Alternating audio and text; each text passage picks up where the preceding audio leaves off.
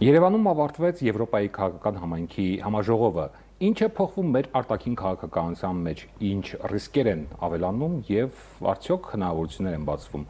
Այս ամենի մասին խոսելու ենք քաղաքագետ Արմեն Բաղդասարյանի հետ, շնորհակալություն հրավեր ընդունելու համար։ Եվ այսպես, երբ առաջնորդների մակարդակները տարբեր են, որոշները չեն գալիս, որոշները առաջին անգամ են այցելում, սա ինչի մասին է վկայում։ Չեմ կարծում, թե դրա վրա պետք է առանձնապես մեծ ուշադրություն դարձնել։ Հիմա ըստ երևույթին տեղ ուներ Հայաստանի գործոնը, որ օրինակ ամեն դեպքում Թուրքիան առաջին դեմքի մակարդակով հազիվ թե գար, Ալիևը հեռակապով մասնակցեց, մեծ հաշվով դա էական ոչինչ չի փոխում, ճիշտ այնպես ինչպես չի փոխում այն, որ դա տեղի ունեցավ Երևանում։ Այս համաժողովը, այս համայնքը իրավական որոշիչ մեխանիզմներ չունի։ Արդյոք նման հանգամանքը ել ավելի չի իջեցնում այս հարթակի կարևորությունը։ Նայած թե քաղաքական իրավիճակը ինչպիսին են, նայած տվյալ պահին ինչպիսին են Եվրամիության կամ եվրոպական քաղաքական համայնքի հստակ կոնկրետ նպատակները։ Եթե այդ պահին դրանք շատ կարևոր են, ամեն դեպքում մենք պիտի հասկանանք, որ Եվրոպայի կամ Եվրամիության, այսպես ասենք, քաղաքականությունը նման հարթակներում չի որոշվում։ Այդ քաղաքականությունը որոշում է ներկայքիրների շուկայում, չգիտեմ, եթե կուզեք նավթային բորսաներում, բայց ոչ այս մակարդակով։ Այդ դեպքում Հայաստանը ինչ շահեց այս համաժողովից, նախ Երևանում անցկացնելու իմաստով եւ երկրորդ հայտարարությունների եւ պայմանավորվածությունների առումով։ Տեսեք, տարբեր գնահատականներ կան, չէ՞, հիացմունք, որ տեսեք Հայաստանի քաղաքական կշիռը միջազգային հեղինակությունը բարձրացավ, չէ, սա դրա վկայությունը չէր։ Սա ավելի շուտ վկայություններ այն բանի, որ Եվրոպայի համար մեր տարածաշրջանի նշանակությունը մեծացավ։ Բայց ամեն դեպքում Եվրոպան մեր տարածաշրջանը չի ընկալում որպես Եվրոպայի մաս։ Մեր տարածաշրջանը ընկալում է որպես իր համար հետաքրքրություն ներկայացնող շահերի գոտի, հնարավոր ազդեցության գոտի, բայց ոչ իր մասը։ Եվ շեշտադրումներն էլ դրա համար այդպիսին էին։ Տեսեք, Մակրոնը հայտարարեց, որ 8 տարի առաջ Հայաստանը դիտարկում էր որպես Ռուսաստանի դե ֆակտո արբանյակ եւ իրավիճակը փոխվել է Թավշյա հեղափոխությունից հետո։ Սա քաղաքական գնահատական է, թե սա ավելի շատ ցանկություն էր, եւ մենք հասկանում ենք, որ սա միայն Ֆրանսիայի ցանկությունը չի։ Սա Եվրոպայի անգամ հավաքական արևմուտքի ցանկությունն է։ Գաղտնիք չէ, որ մինչև այդտեղ Հայաստանը հյուրընկալել էր բարձրաստիճան հյուրերի։ Չէ, ես այդ մանիպուլյացիայի մասին չեմ խոսում, ես խոսում եմ դրա նպատակների մասին։ Ինչու է դա այդպես արվում, որովհետև իրենք ունեն թիվ 1 խնդիր, չէ՞։ Մեր տարածաշրջանից դուրս մղել Ռուսաստանին, այնտեղ բացել միջին միջանցք։ Դրա համար էլ օրինակ իմ գնահատմամբ ամենակարևոր ելույթներից մեկը Ալիևի օնլայն ելույթն էր, որին ի դեպ որևէ մեկը չհակադարձեց։ Ինչու՞, որովհետև նա շատ հստակ ասում է, որ եթե դուք ուզում եք այստեղ շահեր ունեք, խնդիրներ ունեք, դա պիտի համաձայնեցնեք ինձ հետ, որտեղ առանց իմ համաձայնության չի լինելու այդ միջին միջանցք։ Եվ դա էր, որ նրան թույլ էր տալիս այդ տոնով խոսել Եվրամիության հետ։ Հիմա եթե խոսենք Ալիևի հայտարարության մասին, Բաքուն Երևանը անվանեց Իրևան։ Ինչ եք կարծում, սա միտումնավոր ձևախեղում էր, թե քաղաքական ուղերձ էր, եւ եթե ուղերձ էր, ում էր ուղղված Հայաստանին, թե Ոչ, Հայաստանին չէր ուղղված, դա ուղղված էր Եվրոպային։ Նրա ասածը հենց դա էր, եթե դուք ուզում եք այստեղ ձեր շահերը առաջ մղել, ինչու Երևան։ Ուրեմն պիտի համակերպվեք, որ ես ասելու եմ Երևան, որ ես Արցախի ղեկավարությանը անվանելու եմ ռազմական հանցագործներ, որ ես էթնիկ զտումները անվանելու եմ անջատողականության դեմ պայքար, եթե ոչ, եւ ուրիշ ֆրազել ասեց դուք սաբոտաժի եք ենթարկում խաղաղության գործընթացը։ Մինչդեռ եթե դա պետք է, ուրեմն դուք պիտի խաղաղությունը ընկալեք այնպես ինչպես ես եմ ընկալում։ Դրա ասածը դա էր եւ այդ ուղերձը ուղղված էր եվրոպական համայնքին։ Եվ սա է պատճառը, որ մեծ հաշվով որևէ մեկը չարձագանքեցել, որովհետեւ հասկացան, որ այո, այդ փաստարկները իրենց համար կարեւոր են։ Մեր արտաքին գերատեսչության լռությունը կամ մեղմ, այսպես ասած, դիրքորոշումը նման հայտարարություններին արդյոք չի լեգիտիմացնում Բաքվի նկարտումների միջազգային համայնքի գագաթնաժողովում։ Լեգիտիմացնում է եւ վաղուց, դա կոնկրետ այս գագաթնաժողովում առաջին անգամը չէր։ Ես ես կարող եմ օրինակներ բերել, օրինակ, երբ տարիներ առաջ Նիկոլ Փաշինյանին հարցրեցին, որ Ադրբեջանը Արցախում պատմական հուշարձաններ է ավերում, Նա բառացիորեն պատասխանեց, եթե չեմ սխալվում, չեխական լրատվամիջոցի հարցին պատասխանեց, ասաց, եթե մենք չափից դուրս հետևողական լինենք այդ հարցում, դա կվտանգի խաղաղության գործընթացը։ Նիկոլ Փաշինյանը հայտարարում է, որ Հայաստանը աշխարհագրական վատ դիրքից անցում է կատարում դեպի գերազանց դիրք։ Սա նարատիվ է, թե փաստ, իրականություն։ Դա փաստ չի։ Տեսեք, դա կարելի որպես լավ ընկալել եւ որպես վատ։ Եթե տեսեք, Եվրամիության համար մեր տարածաշրջանը չափազանց կարևորվում է, կարևորությունը բարձրանում է արդեն ասացի։ Ռուսաստանի համար էլ, Միացյալ Նահանգների համար էլ, Չինաստանի համար էլ։ Եթե բոլորի շահերը այստեղ համադրվեին, այդ դեպքում մեր տարածաշրջանը կլիներ, մեր դիրքը կլիներ հոյակապ։ Բայց այստեղ դրանք հակադրվում են։ Եվ շատ վատ է, որ մենք հայտնվել ենք այդ հակադրման էպիկենտրոնում։ Եթե ամեն ինչ լավ լիներ, այո, հրաշալի կլիներ մեր դիրքը, բայց փորձը ցույց է տալիս, որ ինչքան մեր դիրքը կարևորվում է, այնքան մեզ համար պայքարը թեժանում է,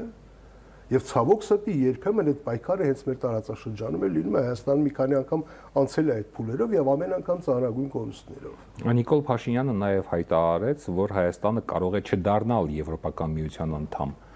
բայց կարող է լինել եվրոպական ստանդարտերին համապատասխանող պետություն։ Սա ինչի մասին է վկայում։ Այսինքն հանրության ձգտումները եվրոինտեգրման սին են։ Բնականաբար Եվրամիությունը ես էլի ասել, չի պատկերացնում մեզ իր տարածքը, բայց ամեն կերպ կողջունի դա, կողջունի մեր ձգտումը։ Անկամ ինչ որ փոքրիկ բոնուսներ կտա, կոնֆետներ կտա, օրինակ սա ակնարկ է վարչապետի կողմից, որ պետք է բավարարվել ընդամենը ստանդարտները բարձրացնելով առանց հույսեր փայփայելու, քանի որ ակնհայտ է, որ Հայաստանը չի դառնալու այդպիսին, Նիկոլ Փաշինյանը փորձում է, որպեսզի հանկարծ հակադարձումներ չլինեն այդպիսի, եւ ի վերջո նա չէր ցանկանում վերջնականապես այրել կամուրջները Ռուսաստանի հետ եւ ԵԱՏՄ-ի հետ, որովհետեւ ինչքան այնտեղից սպառնալիքներն ու կոնկրետ գործողությունները ակտիվանում են, այնքան ակնհայտ են դառնում դրա հնարավոր ռիսկերը։ Ռուսաստանը ամեն դեպքում արձագանքել է Բարսասիչյան պաշտոնյան Դմիտրի Մեդվեդևի մասին խոսքը բացահայտ վիրավորական ձեռակերպումներ է արել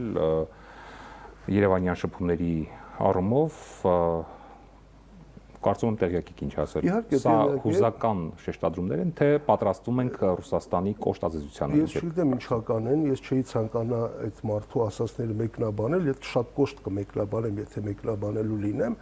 որովհետև Ռուսաստանի նման լուրջ երկիրը պիտի լուրջ արձագանքներ ունենա կամ ընդհանրապես արձագանք չունենա։ Բայց ընդհանրապես եթե մենք խոսում ենք այս միջոցառման մասին, գիտեք, սա բովանդակային առումով շատ հիշեցնում են, հիշում եք, որ Նիկոլ Փաշինյանը այդ Սու-30 ինքնաթիռների ֆոնին նկարվում էր, հետո պարզվեց հրթիռները չկան։ Այս գագաթաժողովը շատ դրա նման է, սելֆիների համար, հայտարարությունների համար, մեդալներ բաժանելու համար հրաշալի առիթ է, բայց տակը ես վախենամ, թե իրական բան չկա, ընդ որում Եվրամիությունը դա չէր թաքցնում։ Իսկ ռիսկերի մասին ինչ կասեք։ Ռիսկերը ավելի առարկայական են եւ երկու մասի են բաժանվում՝ անվտանգային եւ սոցիալ-տնտեսական։ Այո, մենք պիտի հասկանանք, որ Ռուսաստանը կարող է կոշտ քայլերի դիմել, մի քանի առաջին ծիծեռնակները տեսնում ենք, չգիտեմ, ջերմուկ, կոնյակ, վայլդբերի, սա օզոն, հետո կարող է դրան գումարվել, չգիտեմ, իրքը, բանջարեղենը, հետո կարող է գազը, էներգակիրները եւ այլն, կարող են նրանք առարկայական հարվածներ կհասցնել մեզ։ Եվ սա անվտանգային խնդիր է նաեւ, այնպես չի, որ մենք գազը թանկանա, օրինակ մենք չենք դիմանա դրան։ Խնդիրը դա չի։ Խնդիրն այն է, որ սոցիալական վիճակը բարդանա, 300,000 մարդ կարող է արտագաղթել Հայաստանից։ Իսկ դա Հայաստանի անվտանգային դիրքերը կուժեղացնի, թե կթուլացնի։ Նա միայն սոցիալական չի, որ ասենք դե ոչինչ կդիմանանք հանուն ազատության, չէ, այդպես չի։ Ուշագրավ է հատկապես Քիր Սթարմերի այցը Հայաստան, սա Բրիտանիայի վարչապետի առաջին այցն է Հայաստան, եւ նաեւ պայմանավորվածությունները Հայաստանի հետ ռազմավարական գործակցության մասին։ Սա կարող ենք դիտարկել Անկարա-Բաքու գործակցության համատեքստում։ Թե առանձին գործակցություն է սա։ Ոչ, այլ կերպ մենք չենք կարող ընկալել դա, ուզենք թե չուզենք։ Եվ որևէ դեպքում չենք կարող։ Հիշում եք դեռևս նախքան 44-օրյա պատերազմը արևմուտքից մեզ անընդհատ ինչ էին ասում։ Հիշում եք Բոլտոնը ասում էր դուք պիտի ձեր կարծրատիպերը ազգային կոտրեք եւ ասում էր մենք հարավային Կովկասը տեսնում ենք անվտանգային ընդհանուր գոտում։ Այսինքն Հայաստան, Վրաստան, Ադրբեջանը չեն կարող լինել անվտանգային տարբեր գոտիներում։ Եվ Բրիտանիայի հետաքրքրվածությունը մեր տարածաշրջանում իհարկե նոր չի, 100-ամյակների պատմություն ունի եւ որպես կանոն դա դրա շարժիչ ուժը եղել են էներգետիկ խնդիրները շահելը։ Իսկ սա ինչ է տալու Հայաստանին կամ ինչ են կորցնելու մենք։ Նրանք մեզանից ուզում են, որպեսզի մենք չխոչընդոտենք միջին միջանցքի բացումը։ Նեյտրալիտետը եթե լիներ, եթե մեզանից միայն դա ուզեին, դա կարելի կլիներ քննարկել, բայց ցավոք սրտի հիմա մենք մի քիչ ուրիշ թեմա ենք մտնում։ Բոլոր այն ծրագրերը, որոնք մոդելավորում են Հայաստանի իշխանությունները եւ որոնք մոդելավորում է Արևմուտքը, հնարավոր է միայն այն դեպքում, եթե Սյունիքը մեր վերահսկողության տակ չի։ Այդ դեպքում մենք կարող ենք լինել չեզոք, այդ դեպքում մեզ հանգիստ կթողնեն, այդ դեպքում մեզանից էլ որևէ բան չեն ուզի, քանի դեռ դա չկա, քանի դեռ Հայաստանի տարածքային ամբողջականությունը պահպանվում է, այդ մոդելը չի աշխատելու, խաղաղությունը չի լինելու, միջին միջանցքը չի լինելու, սա է ամենապրոբլեմ, որ եւ Հայաստանի իշխանությունները եւ Թուրքիան, Ադրբեջանը, Միացյալ Նահանգները, Եվրամիությունը մոդելավորում են մի տարբերակ, որը հնարավոր է միայն Սյունիքի նկատմամբ Հայաստանի ինքնիշխանության կորստի դեպքում։ Իսկ Բրիտանիայի հետ ռազմավարական գործընկերությունը ըստ էության ինչով է տարբերվում դաշնակցային հարաբերություններից կամ դաշինքից։ Դաշինքը որոշակի պարտավորություններ է ենթադրում երկուստեք։ Օրինակ, եթե Հայաստանի իր արտաքին քաղաքականությունը փոխում է, վեկտորը փոխում է կտրուկ,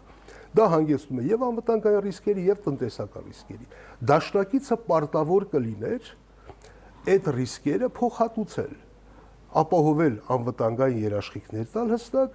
եւ այդ սոցիալական տրանսֆորմացիաների տնտեսական նոր լոգիստիկայի անցնելու այդ պարագայում, որ տարեկան մի քանի միլիարդ դոլարի փոխհատուցում է պետք եւ կպարտավորվեր դատա։ Հիմա մեր դեպքում, երբ որ մեզ առաջարկում են գործընկերություն, մեզ ուղղակի առաջարկում են անվտանգային երաշխիքներ չեն տալիս մեզ անվտանգային, իհարկե չեն տալիս։ Մեզ ասում են ավելի համարձակ եղեք, ապրեք, առաջ շարժվեք, իսկ տարիներ առաջ երբ Հայաստանում հստակ այդ հարցը բարձրացրեցին, անվտանգային հարցերի դեպքում Միացյալ Նահանգների դեսպանատունը մեզ ասաց, մենք ձեզ կտանք զրահապատ ռեոնոմոբիլներ։ Իսկ երբ որ խոսեցին տնտեսական իրավիճակի մասին, ասեցին պատրաստվեք ցաներ ձմեռների։ Այսինքն որևէ այլ հստակ բան մեզ չի առաջարկվել։ Կայա Կալասը կրկին խոսել է հիբրիդային սպառնալիքների եւ ընտրությունների մասին։ Սա Եվրամիության ուղղակի ներգրավվածության մասին է խոսում, թե պարզապես հերթական քաղաքական հայտարարություններ, որ պետք է արվեր Երևանում։ Սա ուղիղ միջամտություն եմ ես գնահատում, որպես ուղիղ միջամտություն Հայաստանի ներքին գործերին, ընդ որում բավականին այսպես տենդենցիոզ, որտեվ եթե այդ խնդիրը այդպեսին չլիներ, եթե սա ուղիղ միջամտություն չլիներ, այդ համայնքը ինչ որ կերպ կարձագանքեր